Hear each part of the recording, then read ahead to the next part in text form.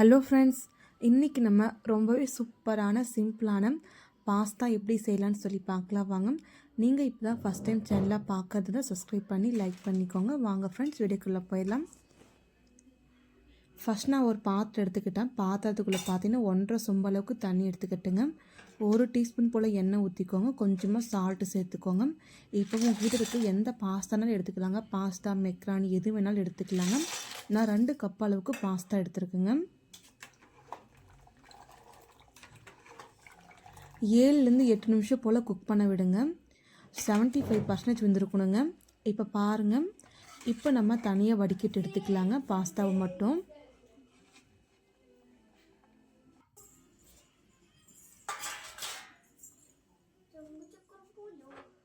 இப்போ நம்ம ஒரு பாத்திரம் எடுத்துகிட்டு பாஸ்தாவை மட்டும் தனியாக வடிகட்டி எடுத்துக்கலாங்க. தண்ணி பாரு எவ்வளோ இருக்குது பாருங்கள். பாஸ்தா எல்லாமே பலன்னு கிடச்சிருக்கு, ஒன்றோடு ஒன்று ஒட்டாமல். இப்போ நம்ம தண்ணி இல்லாமல் எடுத்து வச்சுக்கலாங்க. நீங்கள் இதே மெத்தட் ட்ரை பண்ணலாம். இல்லை உங்ககிட்ட ஜெல்லி கரண்டி வேறு ஏதாச்சும் இருந்தால் இந்த மாதிரி வடிகட்டி எடுத்துக்கோங்க தண்ணி இல்லாமல். இப்போ நம்ம இது ஒரு ஓரம் வச்சிடலாங்க. தேவையான பொருள் எல்லாம் பார்க்கலாம். 2 பெரிய வெங்காயம் குட்டி நறுக்கிக்கோங்க. பூண்டு கொஞ்சமாக குட்டி நறுக்கிக்கோங்க.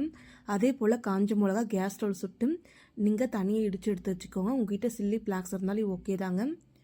கார்ன் மாவு கொஞ்சமாக நீங்கள் கரைச்சி எடுத்துக்கோங்க. கொஞ்சமாக பால் எடுத்துக்கோங்க, 1/2 டம்ளர் போல். கொஞ்சமாக ஸ்வீட் கார்ன் வேக வச்சு எடுத்துக்கோங்க. இப்போ எல்லாம் தேவையான பொருள் பார்த்துட்டோம். இப்போ ஒரு கடாய் எடுத்து வச்சுக்கோங்க. கேஸ் ஸ்டவ் ஆன் பண்ணிவிட்டு இதில் பார்த்தீங்கன்னா நெய்யில் எண்ணெய் ஆட் பண்ணிக்கோங்க. நான் எண்ணெய் தாங்க ஆட் பண்ணியிருக்கேன். எண்ணெய் பார்த்தீங்கன்னா 8 டீஸ்பூன் போல் எண்ணெய் ஆட் பண்ணியிருக்கேன். எண்ணெய் நல்லா காஞ்சதுமே பார்த்தீங்கன்னா நம்ம குட்டியாக நறுக்கின பூண்டை போட்டுக்கோங்க. பூண்டு பார்த்தீங்கன்னா நல்லா கலர் வரணுங்க.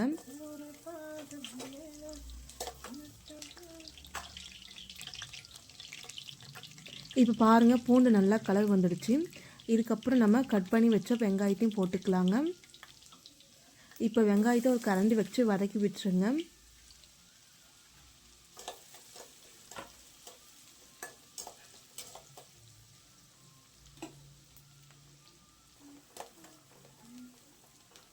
வெங்காயம் பார்த்து நல்லா கலர் மாறி வரணுங்க.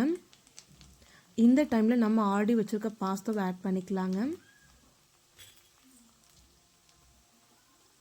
ரொம்ப சிம்பிளான பாஸ்தா தாங்க, ஆனால் டேஸ்ட் சூப்பராக இருக்குங்க. எங்கள் வீட்டில் பார்த்தீங்கன்னா அடிக்கடிக்கு இந்த டேஸ்ட் தாங்க செய்வேன்.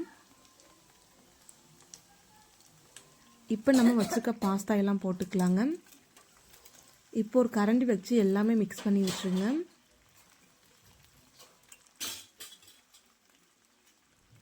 இப்போ கரண்டி வச்சு மிக்ஸ் பண்ணிக்கோங்க. பாஸ்தா பார்த்திங்கன்னா ஒரு சிலர் ஒன்றோடு ஒன்று ஒட்டிருக்கு. நம்ம இப்படி மிக்ஸ் பண்ணும்போது எல்லாமே தனியாக வந்துடுங்க. பாருங்கள், நான் மிக்ஸ் பண்ணும்போது எல்லாம் தனியாக பிரிஞ்சு வந்துருச்சு.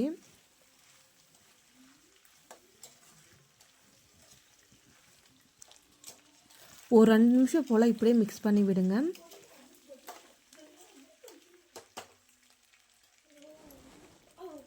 இப்போ நம்ம கடைச்சி வச்ச கார்ன் மாவு எடுத்துக்கலாங்க. 1/2 டம்ளர் பால், கொஞ்சமாக கார்ன் மாவு ஆல்ரெடி கரைச்சி வச்சுருக்கேன். இன்னும் கொஞ்சம் பால் ஊற்றி கரைச்சிட்டு நம்ம ஊற்றிக்கலாங்க.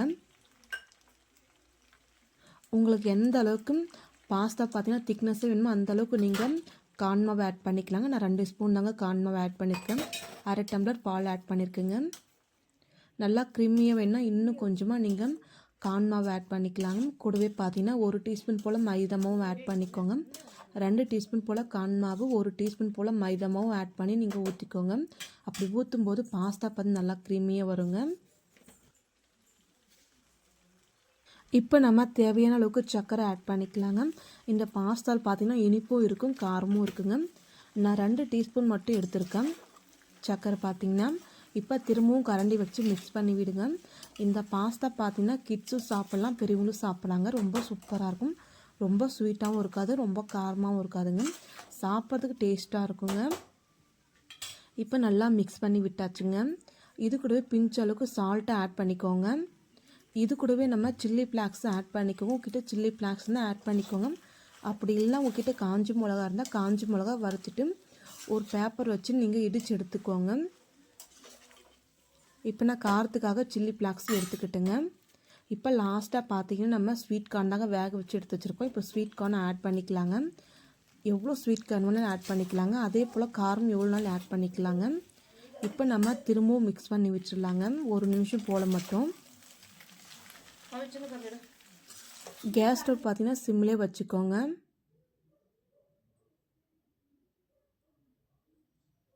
நம்ம செஞ்சு முடிக்கிறதுக்கு சிம்லே தாங்க இருக்கணும். அந்த வெங்காயம் வதங்குற வரைக்கும் தாங்க ஃபுல் ஸ்பீடில் வைக்கணும்.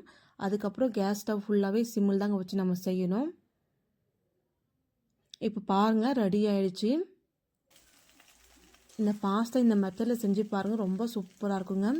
அதிகம் வேலையும் இல்லை, ரொம்ப சிம்பிளாக தாங்க இருக்கும். செஞ்சு பாருங்கள், டேஸ்ட்டாக இருக்கும். இதுக்கு நம்ம சீஸ்லாம் எதுவுமே ஆட் பண்ணலைங்க. உங்கள்கிட்ட சீஸ் இருந்தால் ஆட் பண்ணிக்கலாங்க, ரொம்ப சூப்பராக இருக்குங்க.